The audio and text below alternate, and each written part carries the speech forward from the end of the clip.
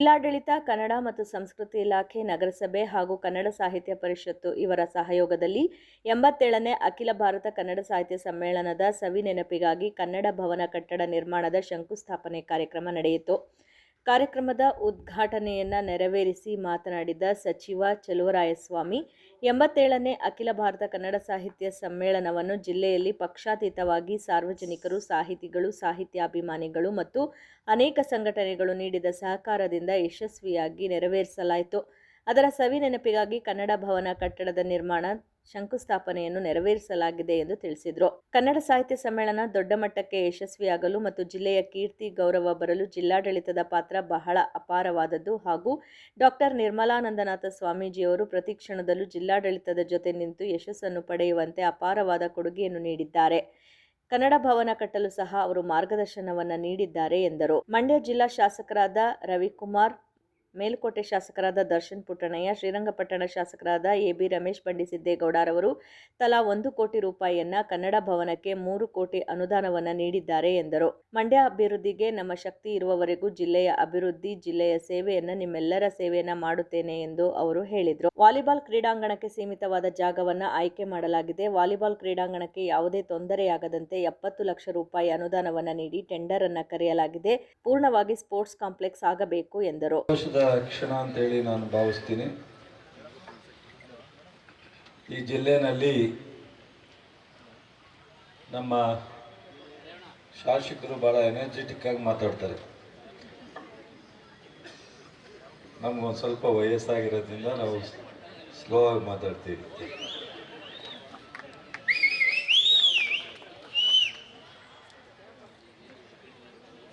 ಈ 87ನೇ ಅಖಿಲ ಭಾರತ ಕನ್ನಡ ಸಾಹಿತ್ಯ ಸಮ್ಮೇಳನ ಈ ಜಿಲ್ಲೆಯಲ್ಲಿ ಪಕ್ಷಾತೀತವಾಗಿ ಸಾರ್ವಜನಿಕರು, ಸಾಹಿತಿಗಳು, ಸಾಹಿತ್ಯ ಅಭಿಮಾನಿಗಳು ಮತ್ತು ಅನೇಕ ಸಂಘಟನೆಗಳು ಕೊಟ್ಟ ಸಹಕಾರದಿಂದ ಸ್ವಾಮೀಜಿಯವರ ನೇತೃತ್ವದಲ್ಲಿ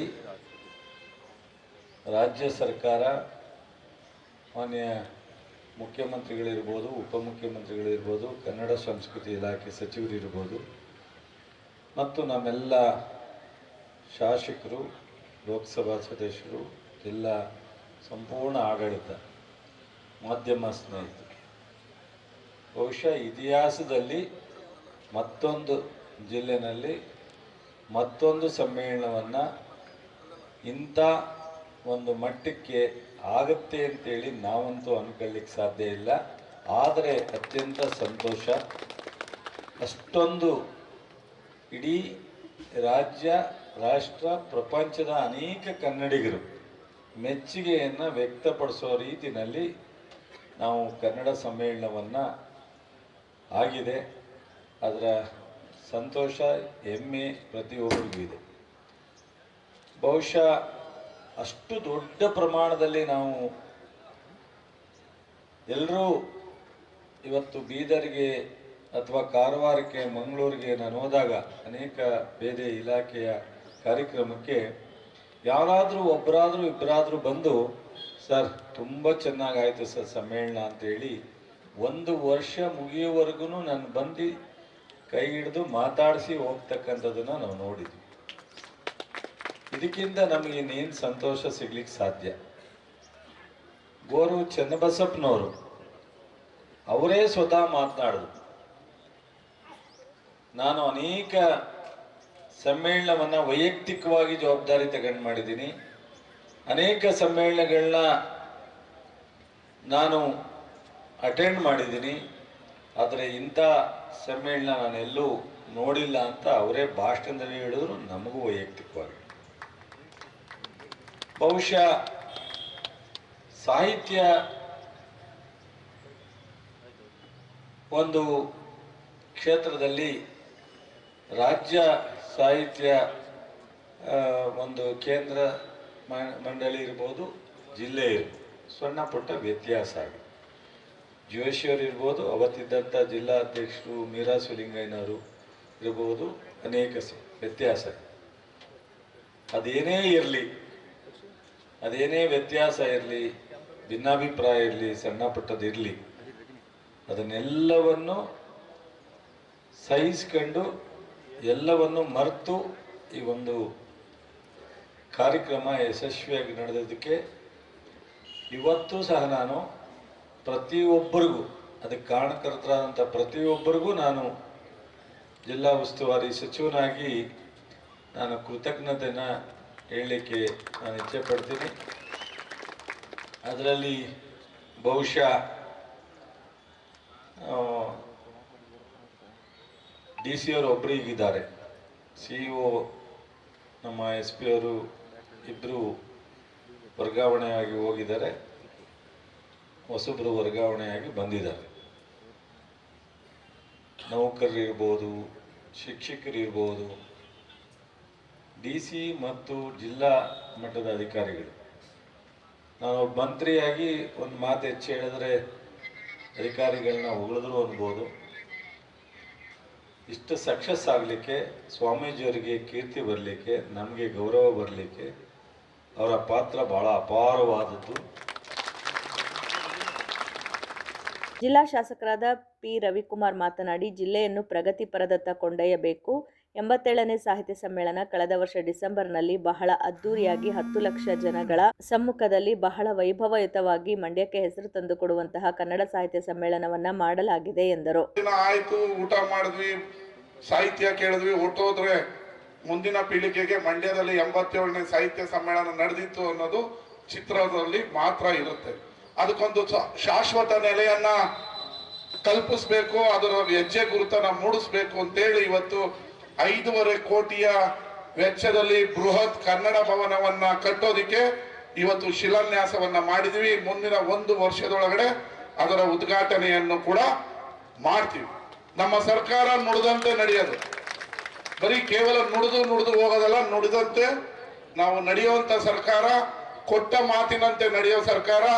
ಅಭಿವೃದ್ಧಿಯಲ್ಲಿ ಈ ಹಿಂದೆ ಯಾರು ಕಾಣದಂತ ಅಭಿವೃದ್ಧಿಯನ್ನ ನಾವು ಮಾಡ್ತಾ ಇದೀವಿ. ನಾವು ಮಾತು ಕೊಟ್ರೆ ಅದ್ರ ಹಿಂದಕ್ಕೆ ಹೋಗುವಂತ ಪ್ರಶ್ನೆನೇ ಇಲ್ಲ. ಕೇವಲ ಮಾತು, ಪ್ರೆಸ್ ಮೀಟ್ಗೆ ನಮ್ಮ ಸರ್ಕಾರ ಸುಮ್ಮನೆ ನಿಲ್ಲದೆ ಮಾತನ್ನ ಕೊಟ್ಟ ರೀತಿಯಲ್ಲಿ ನಡ್ಕೊಂಡು ಹೋಗ್ತೀವಿ. 10,000 ಕೋಟಿಯನ್ನ ಈ ಜಿಲ್ಲೆಯ ಅಭಿವೃದ್ಧಿಗೆ ತಂದಿದ್ದೀವಿ. ಯಾರು ಏನು ತರದಿರೋರು ಲೆಕ್ಕ ಕೇಳ್ತಾ ಇದ್ರೆ ಲೆಕ್ಕವನ್ನ ಬಿಡಿಯಾಗಿ ಬಿಡಿಸಿ ಹೇಳೋದಕ್ಕೆ ನಾವು ಕೂಡ ರೆಡಿ ಇದ್ದೀವಿ. ನೀವು ತಂದಿರುವಂತ ದುಡ್ಡಿನ 1,000 ರೂಪಾಯಿ ಆದ್ರೂ ಲೆಕ್ಕ ನಾವು ಕೇಳ್ತೀವಿ, ನಮ್ದು ಹಕ್ಕಿದೆ ಅನ್ನೋ ಮಾತನ್ನ ಈ ಮೂಲಕ ಹೇಳ್ತೀವಿ. ಮತ್ತೆ ಬರೀ ಕನ್ನಡ ಭವನ ಆಗೋಯ್ತು, ವಾಲಿಬಾಲ್ಗೆ ತೊಂದರೆ ಆಗ್ತದೆ, ಕ್ರೀಡೆಗೆ ತೊಂದರೆ ಆಗುತ್ತೆ ಅಂತ ಅದಕ್ಕೆ ಆತಂಕ ಪಡೋ ಅಗತ್ಯ ಇಲ್ಲ. ನಾಳೆನೆ ಟೆಂಡರ್ ಅನ್ನ ಮಾಡಕ್ ಹೇಳಿದೀವಿ. ವಾಲಿಬಾಲ್ನ ಸಿಂಥೆಟಿಕ್ ಕೋರ್ಟ್ ಅನ್ನ ನಿರ್ಮಾಣ ಮಾಡೋದಕ್ಕೆ 70 ಲಕ್ಷ ರೂಪಾಯಿಯನ್ನ ಬಿಡುಗಡೆ ಮಾಡಿದೀವಿ. ನಾಳೆನೆ ಟೆಂಡರ್ ಆಗುತ್ತೆ. ಅದು ಇನ್ನ 2-3 ತಿಂಗಳಲ್ಲಿ ಉತ್ತಮವಾದ ವಾಲಿಬಾಲ್ ಕೋರ್ಟ್ ಅನ್ನ ನಿರ್ಮಾಣ ಮಾಡಿ ಕ್ರೀಡಾ ಅಭಿಮಾನಿಗಳಿಗೆ ಅದನ್ನ ಅರ್ಪಣೆಯನ್ನ ಮಾಡ್ತೀವಿ. ಇದರ ಜೊತೆಗೆ ಬ್ಯಾಸ್ಕೆಟ್ ಬಾಲ್ ಸ್ಟೇಡಿಯಂ ಅನ್ನ 3.5 ಕೋಟಿ ರೂಪಾಯಿಯಲ್ಲಿ ಅತ್ಯುತ್ತಮವಾದ ಇಂಟರ್ನ್ಯಾಷನಲ್ ಸ್ಟೇಡಿಯಂ ಆಗಿ ನಿರ್ಮಾಣ ಮಾಡ್ತಾ ಇದೀವಿ. ಮುಂದಿನ 15 ದಿನದಲ್ಲಿ ಅದಕ್ಕೂ ಭೂಮಿ ಪೂಜೆಯನ್ನ ಮಾಡ್ತೀವಿ. ನಂತರ ವಿಶ್ವವಿದ್ಯಾನಿಲಯದ ಒಳಗಡೆ 2 ವರ್ಷದಿಂದ ಅರ್ಧಕ್ಕೆ ನಿಂತೋಗಿದ ಕ್ರೀಡಾಂಗಣಕ್ಕೆ 2 ಕೋಟಿ ರೂಪಾಯಿಯನ್ನ ಬಿಡುಗಡೆ ಮಾಡಿದೀವಿ. ಅದನ್ನು ಕೂಡ ಇನ್ನ 6 ತಿಂಗಳಲ್ಲಿ ಸಂಪೂರ್ಣಗೊಳಿಸಿ ಅದನ್ನು ಕೂಡ ನಿಮ್ಮೆಲ್ಲರಿಗೂ ಉದ್ಘಾಟನೆಗೆ ಅರ್ಪಣೆಯನ್ನ ಮಾಡ್ತೀವಿ. ಇದು ಕ್ರೀಡೆ ಮತ್ತು ಕನ್ನಡದ ಮೇಲೆ ನಮ್ಮ ಸರ್ಕಾರಕ್ಕಿರುವಂತ ಅಭಿಮಾನ ಮತ್ತು ಕಮಿಟ್ಮೆಂಟ್. ಚಲುವರಾಯ ಸ್ವಾಮಿಯವರು ಬರೀ ಮಾತಾಡುವಾಗಲ್ಲ, ಅದಕ್ಕೆ ಕಮಿಟ್ಮೆಂಟ್ ಕೂಡ ಇರುತ್ತೆ. ಇನ್ನು ಹಲವಾರು ಅಭಿವೃದ್ಧಿ ಕಾರ್ಯಗಳು ಕೂಡ ಶರವೇಗದಲ್ಲಿ ಇನ್ನ 2.5 ವರ್ಷದಲ್ಲಿ ನಡೆದು ಮಂಡ್ಯ ನಗರದ ಚಿತ್ರಣವನ್ನ ಬದಲಾಯಿಸಕ್ಕೆ 100 ಕೋಟಿ ರೂಪಾಯಿಯನ್ನ ವಿನಿಯೋಗಿಸಿ ಮುಂದಿನ 3 ತಿಂಗಳೊಳಗಡೆ ನಿಮ್ಮ ಹಲವು ಸರ್ಕಾರಗಳ ಚಿತ್ರಣವನ್ನ ಬದಲಾಯಿಸಿ ನೀವು ಕೂಡ ಹೆಮ್ಮೆಯಿಂದ ಮಂಡ್ಯ ನಗರ ನಮ್ಮ ನಗರ ಬೇರೆ ನಗರಗಳ ಜೊತೆ ಪೈಪೋಟಿಗೆ ಇದೆ ಅನ್ನೋದನ್ನ. ಮೇಲುಕೋಟೆ ಶಾಸಕರಾದ ದರ್ಶನ್ ಪುಟ್ಟಣ್ಣಯ್ಯ ಮಾತನಾಡಿ, 87ನೇ ಅಖಿಲ ಭಾರತ ಕನ್ನಡ ಸಾಹಿತ್ಯ ಸಮ್ಮೇಳನದ ಸವಿ ನೆನಪಿಗಾಗಿ ಕನ್ನಡ ಭವನ ಕಟ್ಟಡ ನಿರ್ಮಾಣವು ಸುಲಲಿತವಾಗಿ ಆಗಲಿ ಎಂದು ಹೇಳಿದರು. ನಿರ್ಮಾಣ ಆಗ್ತಾ ಇದೆ. ಭೂಜಿ ಪೂಜೆಗೋಸ್ಕರ ನಾವೆಲ್ಲ ಸೇರಿ ಒಗ್ಗಟ್ಟಾಗಿ ಏನು ಯಶಸ್ವಿಯಾಗಿ ಒಂದು ಕಾರ್ಯಕ್ರಮ ನಡೀತು. 10 ಲಕ್ಷಕ್ಕಿಂತ ಜಾಸ್ತಿ ಜನ ಬಂದು ನಮ್ಮ ರಾಜ್ಯದ ಎಲ್ಲ ಕಡೆಯಿಂದ ಮತ್ತು ವಿದೇಶಗಳಿಂದನೂ ಬಂದು ಕಾರ್ಯಕ್ರಮದಲ್ಲಿ ಭಾಗವಹಿಸಿ ನಮ್ಮ ಕನ್ನಡನ ಉಳಿಸಿ ಬೆಳೆಸೋಕ್ಕೆ ಎಲ್ಲರೂ ಕೈ ಜೋಡಿಸಿ ಈ ಒಂದು ಕಾರ್ಯಕ್ರಮನ ಯಶಸ್ವಿಗೊಳಿಸಿರುವಂಥದ್ದು. ನೆನಪಿಗೆ ಇದೊಂದು ಕಾರ್ಯಕ್ರಮ ರೂಪಿಸಿದೆ. ವೇದಿಕೆ ಮೇಲಿರುವಂಥ ಎಲ್ಲ ಗಣ್ಯರೇ ಹಾಗೂ ವೇದಿಕೆ ಮುಂಭಾಗ ಇರುವಂಥ ಮಾಧ್ಯಮ ಮಿತ್ರರೇ ಹಾಗೂ ಎಲ್ಲ ಅಣ್ಣ ತಮ್ಮದಿರೇ, ಅಕ್ಕ ತಂಗಿಯರೇ, ಇದೊಂದು ಒಳ್ಳೆಯ ಒಂದು ಕಾರ್ಯಕ್ರಮನ ರೂಪಿಸಿರುವಂಥದ್ದು. ಈ ಚಲವಣ್ಣ ಅವರು ಎಲ್ಲರಿಗೂ ಒಂದೊಂದು ಕೋಟಿ ಕೊಡಬೇಕು ಅಂತ ಹೇಳಿದ್ರು. ಈ ಎಲ್ಲರೂ ಒಂದು ಕನ್ನಡ ಭವನ ಕಟ್ಟಕ್ಕೋಸ್ಕರ ಅವರ ಮಾರ್ಗದರ್ಶನದಲ್ಲಿ ಈ ಒಂದು ಕಾರ್ಯಕ್ರಮ ನಡೀತಿರೋಂಥದ್ದು. ಅವರು ಮತ್ತು ಜಿಲ್ಲಾಧಿಕಾರಿಗಳು ಮತ್ತು ಎಲ್ಲ ಅಧಿಕಾರಿ ವರ್ಗದವರು ಏನು ತುಂಬ ಕಷ್ಟಪಟ್ಟು ಕನ್ನಡ ಸಾಹಿತ್ಯ ಸಮ್ಮೇಳನ ನಡೆಸಿದ್ರು. ಅದ್ರ ಜೊತೆಗೆ 7.5 ಕೋಟಿ ರೂಪಾಯಿನೂ ಮಿಕ್ಸಿದ್ರು. ಅವರೆಲ್ಲ ಎಫಿಷಿಯೆಂಟಾಗಿ ಮಾಡಿರೋದ್ರಿಂದ ನಮಗೆ ದುಡ್ಡು ಮಿಕ್ಸಕ್ಕೆ ಸಾಧ್ಯ ಆಯಿತು. ಅದ್ರ ಜೊತೆಗೆ ಚಲವಣ್ಣ ಅವರು ಏನಾದರೂ ನಾವು ಮಾಡಲೇಬೇಕು ಅಂತೇಳಿ ಈ ಒಂದು ಕನ್ನಡ ಭವನನ ನಿರ್ಮಾಣ ಮಾಡೋಕ್ಕೆ ಮುಂದಾದರು. ಅದಕ್ಕೆ ನಾವು ಎಲ್ಲ ಕೈ ಜೋಡಿಸಿ ಈ ಒಂದು ಕನ್ನಡ ಭವನ ನಿರ್ಮಾಣಕ್ಕೆ ಆದಿಚುಂಚನಗಿರಿ ಮಹಾಸಂಸ್ಥಾನ ಮಠದ ಪೀಠಾಧ್ಯಕ್ಷರಾದ ಪರಮಪೂಜ್ಯ ಜಗದ್ಗುರು ಶ್ರೀ ಡಾಕ್ಟರ್ ನಿರ್ಮಲಾನಂದನಾಥ ಮಹಾಸ್ವಾಮೀಜಿ ಮಾತನಾಡಿ, ವ್ಯಕ್ತಿಗೆ 5 ಪಂಚಕೋಶಗಳು ಮುಖ್ಯ. ಸುಮಾರು 3ನೇ ಶತಮಾನದಲ್ಲಿ ಅಂದಿಗೆ ಅವಶ್ಯಕತೆ ಇದ್ದಂತಹ ಗಂಗಾ ಸಾಮ್ರಾಜ್ಯವನ್ನು ಕಟ್ಟಿ ಅದೇ ಒಂದು ಪರಂಪರೆಯಲ್ಲಿ ಬಂದಂತಹ ಒಬ್ಬ ಶ್ರೀ ಪುರುಷ ಸಾಹಿತ್ಯಕ್ಕೆ, ಚರಿತ್ರೆಗೆ, ನಾಡಿನ ಸಮೃದ್ಧಿಗೆ ಬಹುದೊಡ್ಡ ಕಾಣಿಕೆ ಕೊಟ್ಟವರು. ಅವರ ಹೆಸರಿನಲ್ಲಿ ಕನ್ನಡ ಭವನ ಆಗಬೇಕು. ಮಕ್ಕಳಿಗೆ ಇತಿಹಾಸ ಪ್ರಜ್ಞೆಯನ್ನು ಕೂಡ ಮೂಡಿಸುತ್ತದೆ ಎಂದು ಹೇಳಿದರು. ಸ್ವಲ್ಪ ಟೈಮ್ ಸಿಕ್ಕಿದ್ರೆ ಈ ಕನ್ನಡ ಭವನ, ಶ್ರೀ ಪುರುಷ ಕನ್ನಡ ಭವನ ಅಂತ ಏನು ಹೆಸರಿಟ್ಟಿದ್ದೀರಲ್ಲ, ಇದರ ಭೂಮಿ ಪೂಜೆಗೆ ಒಂದು ಮ್ಯಾರಥಾನ್ ಮಾಡಿಬಿಡ್ಬೋದಾಗಿತ್ತು. ಸ್ವಲ್ಪ ಹೆಚ್ಚು ಕಡಿಮೆ ಆಯ್ತಲ್ಲ ಅಂತ ಸಂಕೋಚ ಪಟ್ಕೊಳ್ತಿದ್ರು. ಬಹುಶಃ ಆ ಕೆಲಸ ಮಾಡೋ ಹುಡುಗನೇ ಮಾಡ್ತಾರೆ. ಇದು ಒಂದು ಹಂತಕ್ಕೆ ಬಂದಾಗ ಖಂಡಿತ ಕೆಲಸವನ್ನು ಮಾಡೋಣ ಎಂಬ ಮಾತನ್ನ ಈ ಸಂದರ್ಭದಲ್ಲಿ ಹೇಳಿ, ಈ ಕಾರ್ಯಕ್ರಮಕ್ಕೆ ನಮ್ಮ ದರ್ಶನ್ ಪುಟ್ಟಣ್ಣನವರು ಬಂದಿದ್ದಾರೆ. ಅವರು 4 ಮಾತುಗಳನ್ನ ಹೇಳಿದ್ದಾರೆ. ಮೀರಾ ಶಿವಲಿಂಗಯ್ಯನವರ ಆದಿಯಾಗಿ ನಮ್ಮ DC ಅವರು ಬಹುಶಃ ಈ ಕಾರ್ಯಕ್ರಮದ ಯಶಸ್ಸು ಅವರ ಒಂದು ಸಹನೆ, ಜೊತೆಗೆ ಹೇಳಿ ಅವರು ಸಾಹಿತ್ಯದಲ್ಲಿ ಡಾಕ್ಟರೇಟು, ಸಾಹಿತ್ಯದ ಬಗ್ಗೆ ಅಪಾರವಾಗಿರ್ತಕ್ಕಂಥ ಪ್ರೀತಿ ಇಟ್ಕೊಂಡಿರ್ತಕ್ಕಂಥವರು. ನಮ್ಮ DC ಕುಮಾರ್ ಅವರು, ಅವ್ರ ಜೊತೆಯಲ್ಲಿ CEO ಇದ್ದಾರೆ, ADC ಇದ್ದಾರೆ.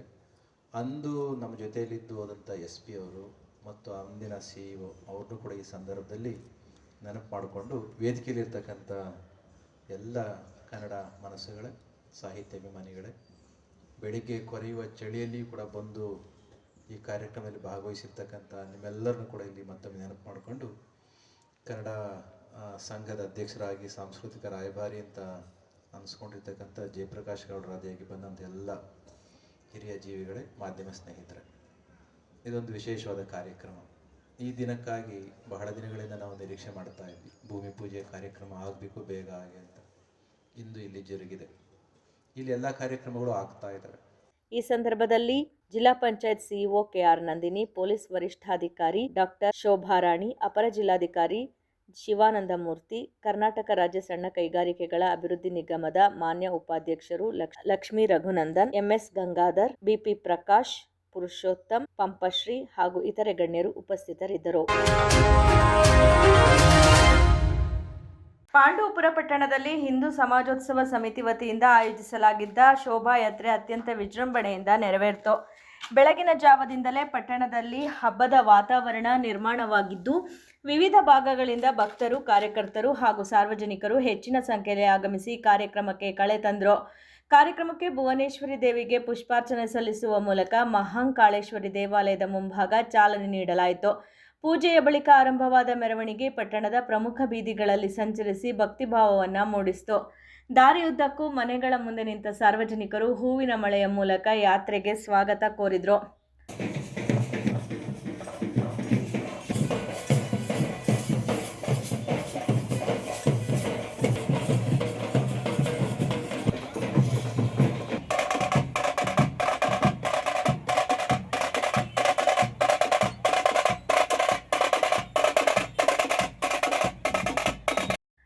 ಮೆರವಣಿಗೆಯಲ್ಲಿ ಸ್ವಾತಂತ್ರ್ಯ ಹೋರಾಟಗಾರರು ಹಾಗೂ ಮಹಾನ್ ವ್ಯಕ್ತಿಗಳಾದ ವೀರರಾಣಿ ಒನಕೆ ಓಬವ್ವ, ಕಿತ್ತೂರು ರಾಣಿ ಚೆನ್ನಮ್ಮ, ಸಂವಿಧಾನ ಶಿಲ್ಪಿ ಡಾಕ್ಟರ್ BR ಅಂಬೇಡ್ಕರ್, ಸ್ವಾಮಿ ವಿವೇಕಾನಂದ ಸೇರಿದಂತೆ ಅನೇಕ ಸಂತರ ಭಾವಚಿತ್ರಗಳನ್ನೊಳಗೊಂಡ ಸ್ತಬ್ಧ ಚಿತ್ರಗಳು ಗಮನ ಸೆಳೆದವು.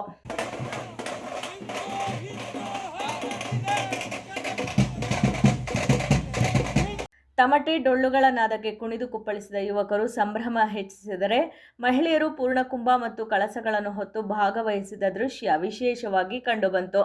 ಹಳ್ಳಿಕಾರ್ ಎತ್ತುಗಳ ಮೆರವಣಿಗೆ ಜನರ ಆಕರ್ಷಣೆಯ ಕೇಂದ್ರ ಬಿಂದುವಾಗಿತ್ತು.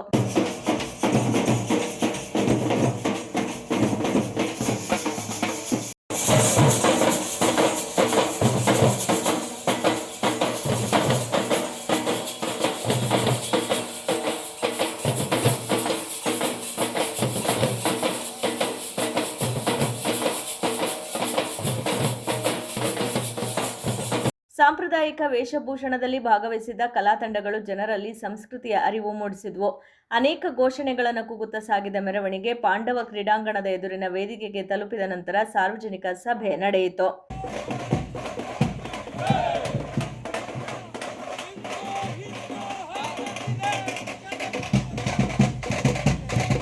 ನಂತರ ಮಾತನಾಡಿದ ತೆಂಡೆಕೆರೆ ಬಾಳೆಹೊನ್ನೂರು ಶಾಖಾಮಠದ ಪೀಠಾಧ್ಯಕ್ಷರಾದ ಶ್ರೀ ಶ್ರೀ ಗಂಗಾಧರ ಶಿವಾಚಾರ್ಯ ಸ್ವಾಮೀಜಿ ಅವರು ಹಿಂದೂಗಳನ್ನು ಜಾಗೃತಗೊಳಿಸುವ ನಿಟ್ಟಿನಲ್ಲಿ ಇಂತಹ ಶೋಭಾಯಾತ್ರೆ ಮತ್ತು ಸಮಾಜೋತ್ಸವಗಳನ್ನು ನಿರಂತರವಾಗಿ ನಡೆಸಬೇಕು ಎಂದರು. ಈ ಶರೀರವನ್ನು ಚೆನ್ನಾಗಿಟ್ಕೊಳ್ಳೋದಕ್ಕೋಸ್ಕರ, ಈ ಶರೀರದ ಅಲಂಕಾರ ಆಗಲಿ, ಈ ಶರೀರ ಚೆನ್ನಾಗಿರಲಿ ಅಂತಕ್ಕಂಥ ದೃಷ್ಟಿಗೋಸ್ಕರ ಜಿಮ್ಮಿಗೆ ಹೋಗ್ತಾರೆ, ರನ್ನಿಂಗ್ ರೇಸ್ ಮಾಡ್ತಾರೆ, ಬೆಳಿಗ್ಗೆ ಎದ್ದು ಓಡ್ತಾರೆ, ಇವೆಲ್ಲ ಮಾಡ್ತಾರೆ. ಯಾವುದಕ್ಕೋಸ್ಕರ? ಈ ಶರೀರ ದಷ್ಟಪುಷ್ಟವಾಗಿರಲಿ ಅಥವಾ ಅಲಂಕಾರವಾಗಿ ಕಾಣಲಿ, ಸುಂದರವಾಗಿ ಕಾಣಲಿ ಅಂತಕ್ಕಂಥ ದೃಷ್ಟಿಯಿಂದ ಈ ಶರೀರಕ್ಕೆ ಇಷ್ಟೆಲ್ಲ ದಂಡನೆಗಳನ್ನು ಮಾಡ್ತಾರೆ. ಆದರೆ ಜಗತ್ತಿನಲ್ಲಿರ್ತಕ್ಕಂಥ ಒಂದು ದೇಶ ಇದೆ. ಈ ದೇಶ ಶರೀರಕ್ಕಿಂತ ಹೆಚ್ಚಾಗಿ ದೇವರಿಗೋಸ್ಕರ ತನ್ನ ಉಪವಾಸವನ್ನು ಮಾಡ್ತಾ ಇದ್ದಾರೆ, ದೇವರಿಗೋಸ್ಕರ ಪಾದಯಾತ್ರೆಯನ್ನು ಮಾಡ್ತಾ ಇದ್ದಾರೆ. ಈ ಶರೀರ ಚೆನ್ನಾಗಿರಲಿ ಅಂತಲ್ಲ, ದೇವರಿಗೆ ಭಕ್ತಿಗೋಸ್ಕರ ಈ ಶರೀರವನ್ನು ದಂಡಿಸ್ತಾ ಇದ್ದಾರೆ ಅಂತಕ್ಕಂಥ ಮಾತನ್ನು ಸ್ವಾಮಿ ವಿವೇಕಾನಂದರು ಹೇಳಿದ್ರು ಅಂತಕ್ಕಂಥದ್ದು. ಇಂಥ ಹಲವಾರು ನಿದರ್ಶನಗಳನ್ನು ಹಿಂದೂ ಧರ್ಮದ ಬಗ್ಗೆ ಸ್ವಾಮಿ ವಿವೇಕಾನಂದರು ಕೊಟ್ಟರು ಅಂತಕ್ಕಂಥದ್ದು ಅವತ್ತಿನ ಆ ಸಭೆಯಲ್ಲಿ ಹಿಂದೂ ಧರ್ಮಕ್ಕೆ ಒಂದು ಕೀರ್ತಿಯನ್ನು ಕೊಟ್ಟಂಥ ಶಕ್ತಿ ಅಥವಾ ಕೀರ್ತಿ ಸ್ವಾಮಿ ವಿವೇಕಾನಂದರಿಗೆ ಹೇಳ್ತಾ ಇದೆ ಅಂತಕ್ಕಂಥದ್ದು ಇದೆಲ್ಲವೂ ನಾವು ನೋಡ್ತಾ ಬಂದಿದ್ದೇವೆ. ಇವತ್ತು ಉತ್ಸವ ನಡೀತು, ಹಿಂದೂ ಸಮಾಜೋತ್ಸವ ಅಂತ. ಇದರ ಉದ್ದೇಶ, ಈ ಸಂಘಟನೆ ಹುಟ್ಟಿ 100 ವರ್ಷಗಳಾಗಿದೆ. ಈ 100 ವರ್ಷಗಳಾಗಿರೋದ್ರಿಂದ ಎಲ್ಲ ಭಾಗಗಳಲ್ಲೂ ಸಹಿತ ಇಂಥ ಒಂದು ಹಿಂದೂ ಸಮಾವೇಶವನ್ನು ಮಾಡಬೇಕು ಅಂತಕ್ಕಂಥ ಆಯೋಜನೆಯನ್ನು ಈ ಸಂಘಟನೆಯವರು ಮಾಡಿದ್ರು ಅಂತಕ್ಕಂಥದ್ದು. ಈ RSS ಇಂಥ ಕೆಲಸಗಳನ್ನು RSS ಒಳಗೊಂಡಂತೆ ಹಿಂದೂ ಧರ್ಮದ ಹಲವಾರು ಅದರ ಸಂಘ ಸಂಸ್ಥೆಗಳು, ಅಂಗ ಸಂಸ್ಥೆಗಳು ಸೇರಿ ಈ ಕಾರ್ಯಕ್ರಮವನ್ನು ಆಯೋಜನೆ ಮಾಡ್ತಾ ಇದ್ದಾವೆ ಎಲ್ಲ ಕಡೆನೂ. ಬಹಳ ಸಂತೋಷ.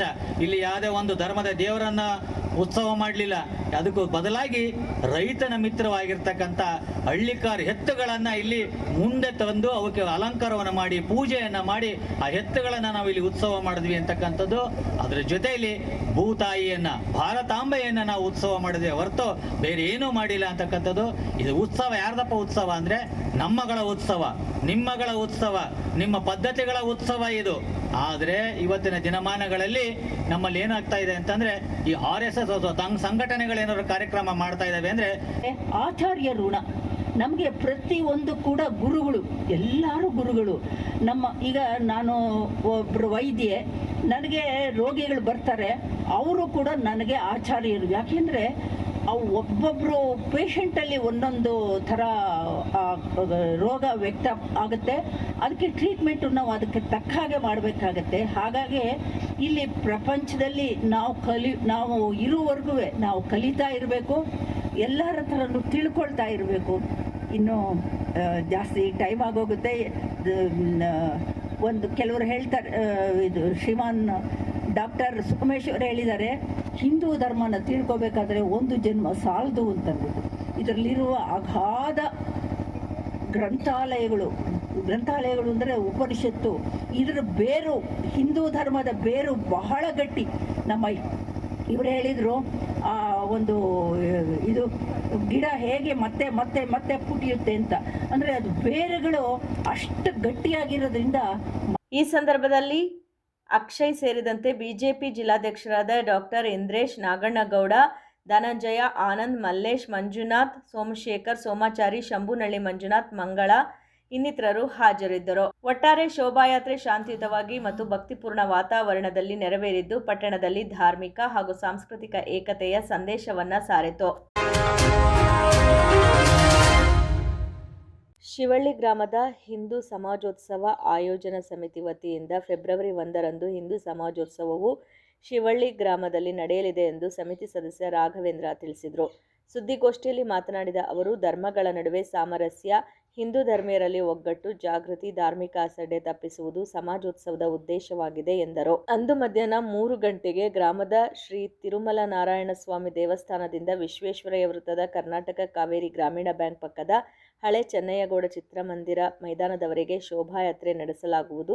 ಸಂಜೆ 4:30ಕ್ಕೆ ಮೈದಾನದ ಆವರಣದಲ್ಲಿ ಸಾರ್ವಜನಿಕ ಸಮಾರಂಭ ನಡೆಯಲಿದೆ ಎಂದರು. ಆಯೋಜನಾ ಸಮಿತಿ ಶಿವಳ್ಳಿ ಕೇಂದ್ರ ವತಿಯಿಂದ ಹಿಂದೂ ಸಮಾಜೋತ್ಸವ ಕಾರ್ಯಕ್ರಮವನ್ನು ದಿನಾಂಕ 1/2/2026 ಇಸ್ವಿ ಭಾನುವಾರ 3 ಗಂಟೆಗೆ ಶಿವಳ್ಳಿ ಗ್ರಾಮದ ಚೆನ್ನಯ್ಯಗೌಡ ಚಿತ್ರಮಂದಿರದ ಆವರಣದಲ್ಲಿ ಈ ಕಾರ್ಯಕ್ರಮವನ್ನು ಆಯೋಜಿಸಿದ್ದೇವೆ. ದಯವಿಟ್ಟು ಎಲ್ಲ ಬಾಂಧವರು ಪಕ್ಷ, ಧರ್ಮ, ಭೇದ, ಜಾತಿ, ಪ್ರಾಂತ ಎಲ್ಲವನ್ನು ಬಿಟ್ಟು ಹಿಂದೂ ಸಮಾಜೋತ್ಸವದಲ್ಲಿ ಎಲ್ಲರೂ ಭಾಗವಹಿಸಬೇಕು. ಈ ಆಯೋಜನಾ ಸಮಿತಿಯ ಉದ್ದೇಶ ಒಂದೇ, ಯಾವುದೇ ಒಂದು ಧರ್ಮಗಳ ನಡುವೆ ಸಾಮರಸ್ಯವನ್ನು ಮೂಡಿಸೋದ್ರ ಜೊತೆಗೆ ನಮ್ಮ ಹಿಂದೂ ಧರ್ಮದಲ್ಲಿ ಒಗ್ಗಟ್ಟನ್ನು ತೋರಿಸುವಂಥದ್ದಾಗಿರುತ್ತದೆ. ಇದರಲ್ಲಿ ನಿಮಗೆ ಗೊತ್ತಿರುವ ಹಾಗೆ ಧರ್ಮದ ಜಾಗೃತಿ ದಿನದಿಂದ ದಿನಕ್ಕೆ ಹಿಂದೂ ಧರ್ಮದಲ್ಲಿ ಕಮ್ಮಿ ಆಗ್ತಾ ಇದೆ. ಆ ಒಂದು ಧರ್ಮ ಜಾಗೃತಿಯನ್ನು ಮತ್ತೆ ಪುನಶ್ಚೇತನಗೊಳಿಸಬೇಕು. ಮತ್ತು ಹಿಂದೂಗಳ ಬಗ್ಗೆ ಅಸಡ್ಡೆ ತೋರುವಂಥವ್ರಿಗೆ ಅವರ ಧ್ವನಿಯನ್ನು ಮೆಟ್ಟಿ ನಿಲ್ಲಬೇಕು ಅನ್ನೋದೇ ಈ ಕಾರ್ಯಕ್ರಮದ ಉದ್ದೇಶ.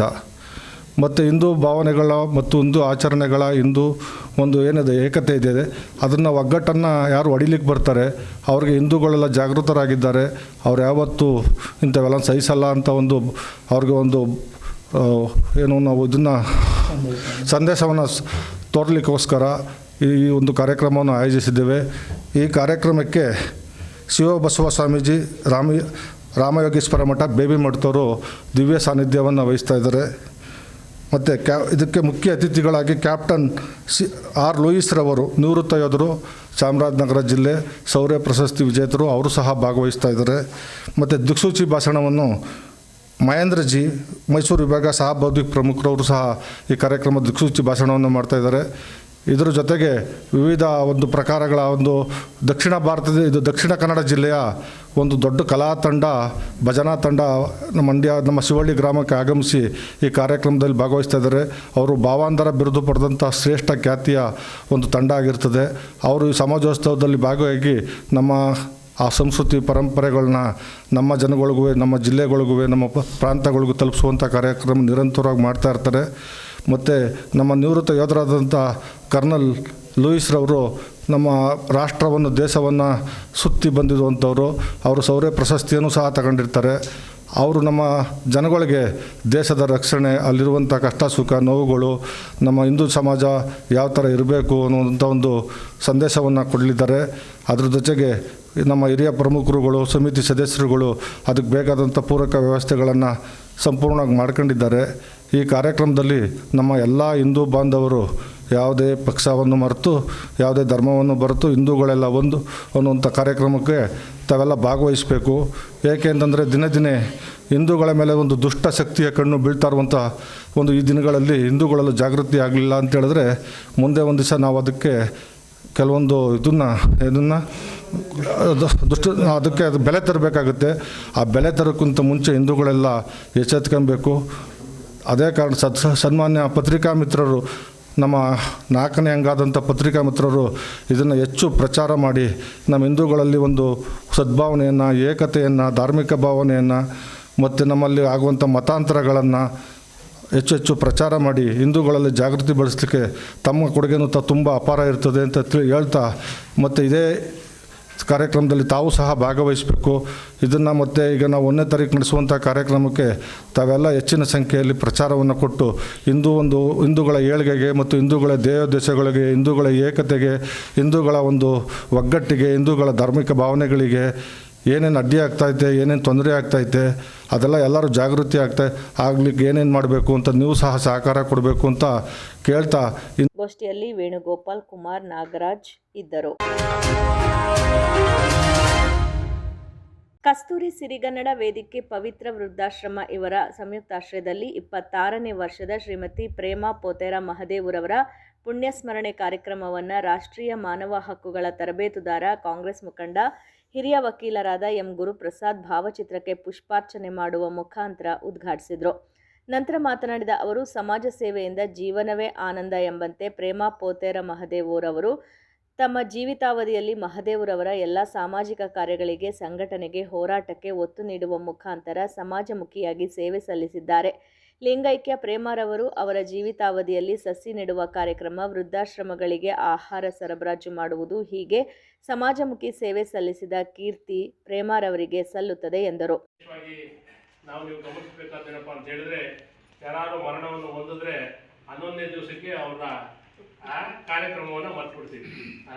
ಹೀಗೆ ಮಹಾತ್ಮ ಗಾಂಧೀಜಿಯವರು ಈ ವೀರ ಮರಣವನ್ನು ಹೊಂದಿದ್ರು ಅಲ್ವಾ. ಹಾಗೆ ಬಸವಣ್ಣವರು 12ನೇ ಶತಮಾನದಲ್ಲಿ ಲಿಂಗೈಕ್ಯರಾದರು, ಹಕ್ಕು ಮಹಾದೇವಿಯವರಾದರು, ನಾಡಪ್ರಭು ಕೆಂಪೇಗೌಡರಾದರು, ಡಾಕ್ಟರ್ BR ಅಂಬೇಡ್ಕರ್ ಅವರಾದರು. ಎಲ್ಲ ಮಹನೀಯರ ಜಯಂತಿಯನ್ನು ನಾವು ನೆನೆಸ್ಕೊಂಡು ಅವರ ಆದರ್ಶಗಳನ್ನು ಇವತ್ತು ಸಹ ನಾವು ಮೈಗೂಡಿಸ್ಕೊಂಡು ಒಂದೊಂದು ನಾವು ಅವ್ರ ಸ್ಫೂರ್ತಿಯಾಗಿ ನಮ್ಮ ಜೀವನವನ್ನು ಸಾರ್ಥಕ ಮಾಡ್ಕೋತಾ ಇದ್ದೀವಿ. ಅದೇ ರೀತಿಯಲ್ಲಿ ನಮ್ಮ ಪ್ರೇಮಾ ಪೋತೇರ ಮಹಾದೇವರವರು ಅವರು ಕಳೆದ 25 ವರ್ಷದಿಂದ ನಿರಂತರವಾಗಿ ನಾನು 1 ವರ್ಷನೂ ತಪ್ಪದೆ 25 ವರ್ಷದಿಂದ ಅವ್ರ ಕಾರ್ಯಕ್ರಮಕ್ಕೆ ಆಗಮಿಸ್ತಾ ಇದ್ದೀನಿ. ಪೋತೇರ ಮಹಾದೇವರವರು ನಮಗೆ ಕಳೆದ 30-35 ವರ್ಷದಿಂದ ಸ್ನೇಹಿತರು, ಬಾಲ್ಯದಿಂದ ನಾವು ವಿದ್ಯಾರ್ಥಿ ಯುವಕರಾಗಿದ್ದೂ ಅವರು ನಮ್ಮ ಕಾರ್ಯಕ್ರಮಗಳಲ್ಲಿ ಸಮಾಜಮುಖಿಯಾಗಿ ಎಲ್ಲ ಕಾರ್ಯಕ್ರಮಗಳನ್ನು ಮಾಡ್ತಾ ಇದ್ರು. ಯಾವುದಾದ್ರು ಒಬ್ಬ ಪುರುಷನ ಹಿಂದೆ ಒಬ್ಬ ಮಹಿಳೆ ಇರಬೇಕು, ಅವ್ರಿಗೆ ಅಪೂರ್ವವಾಗಿದ್ದಂಥ ಸಂದರ್ಭದಲ್ಲಿ ನಮ್ಮ ಮನೆಯವರು ನಮಗೆಲ್ಲ ವ್ಯವಸ್ಥೆಗಳನ್ನು ಮಾಡಿ ಊಟ, ತಿಂಡಿ, ವಸತಿ, ಸೌಕರ್ಯ, ಆರೋಗ್ಯ, ಹಣಕಾಸಲ್ಲಾಗ್ಬೋದು ಎಲ್ಲದರಲ್ಲೂ ಇದ್ದಾಗ ನಾವು ಮುಂದೆ ಬೆಳಗ್ಗೆದ್ದು ರಾತ್ರಿವರೆಗೂ ಸಹ ಏನಾದರೂ ನಿರಂತರವಾಗಿ ಸೇವೆಯನ್ನು ಮಾಡೋಕ್ಕೆ ಸಾಧ್ಯವಾಗ್ತದೆ ಅಲ್ವಾ. ಮನೆಯಲ್ಲೇ ಹೆಣ್ಮಕ್ಳು ಯಾಕೆ ಅಲ್ಲಿ ಮಾಡೋಕೆ ಹೋದಿರಿ, ಇಲ್ಲಿ ಯಾಕೆ ಕಾರ್ಯಕ್ರಮ ಮಾಡೋಕೆ ಹೋದಿರಿ, ಅಲ್ಲಿ ಯಾಕೆ ಬಾಳೆಹಣ್ಣು ತಗೊಂಡು ಕೊಟ್ಟಿರಿ, ಇಲ್ಲಿ ಯಾಕೆ ದುಡ್ಡು ಖರ್ಚು ಮಾಡಿರಿ, ಅಲ್ಲಿ ಯಾಕೆ ಖರ್ಚು ಮಾಡಿರುತ್ತೆ.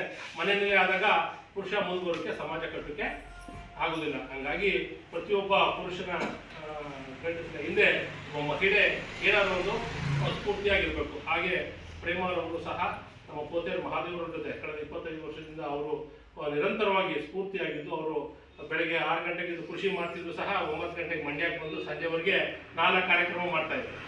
ಬೆಳಗ್ಗೆ ಗಾಂಧೀಜಿ ಜಯಂತಿ ಮಾಡೋದು, ಮಧ್ಯಾಹ್ನಕ್ಕೆ ಬಸವಣ್ಣವ್ರ ಜಯಂತಿ ಮಾಡೋದು, ವೃದ್ಧಾಶ್ರಮದಲ್ಲಿ ಮಾಡೋದು, ಮಕ್ಕಳಿಗೆ ಒಂದು ಎಲ್ಲ ಸ್ಪರ್ಧಾತ್ಮಕವಾದಂತಹ ಒಂದು ಪರೀಕ್ಷೆಗಳನ್ನು, ಒಂದು ಸ್ಪರ್ಧೆಗಳನ್ನು ಕೊಟ್ಟು ಅದರಲ್ಲಿ ಅವರ ಅಂಕಗಳನ್ನು ಗಳಿಸ್ತಕ್ಕಂಥದ್ದು, ವಿದ್ಯಾರ್ಥಿಗಳಿಗೆ ಪ್ರೋತ್ಸಾಹ ಕೊಡುವಂಥ ಕೆಲಸವನ್ನು ಪೋತೇರ ಮಹಾದೇವ ಮಾಡ್ತಾರೆ.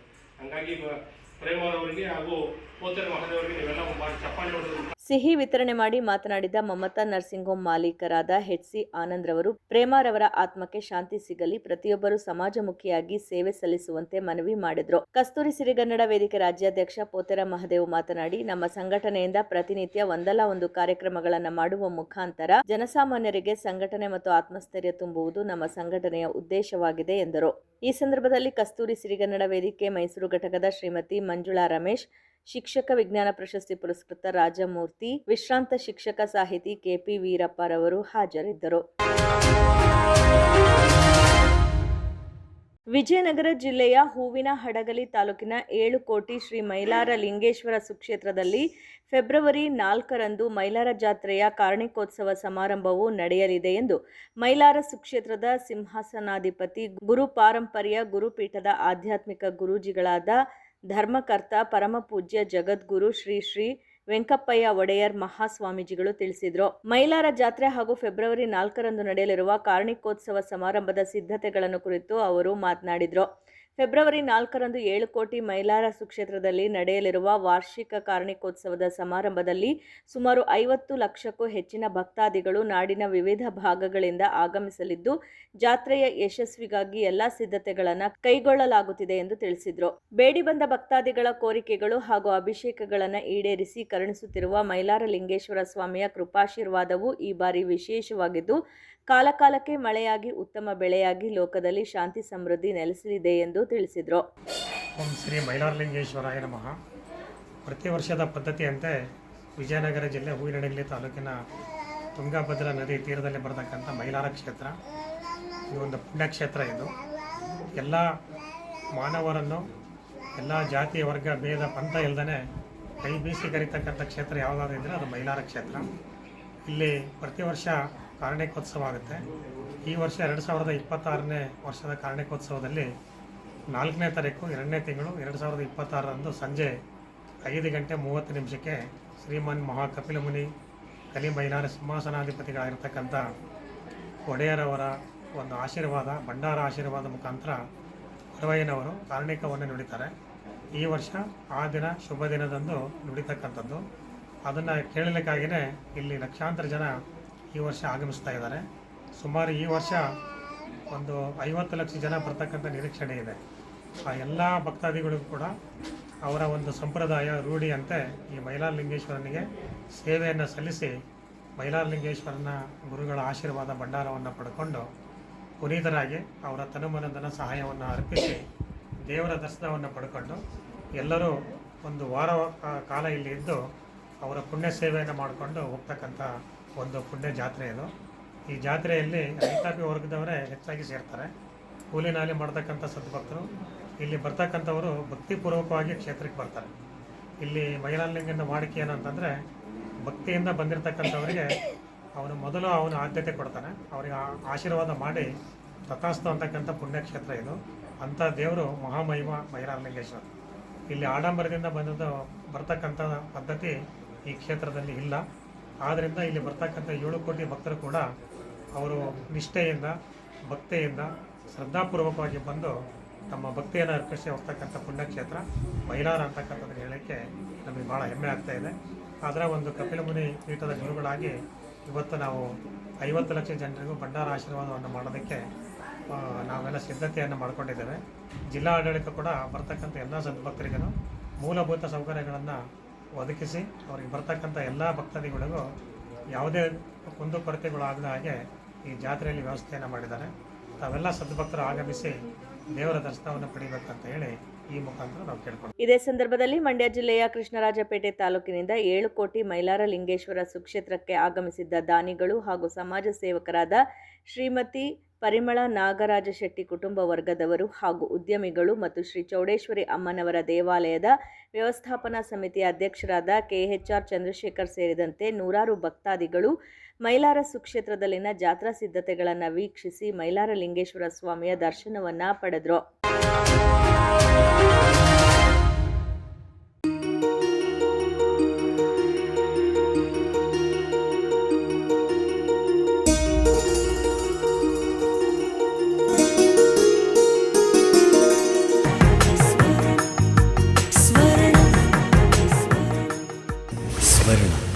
ಇದು ಬಾಂಧವ್ಯಗಳ ಬೆಸುಗೆ,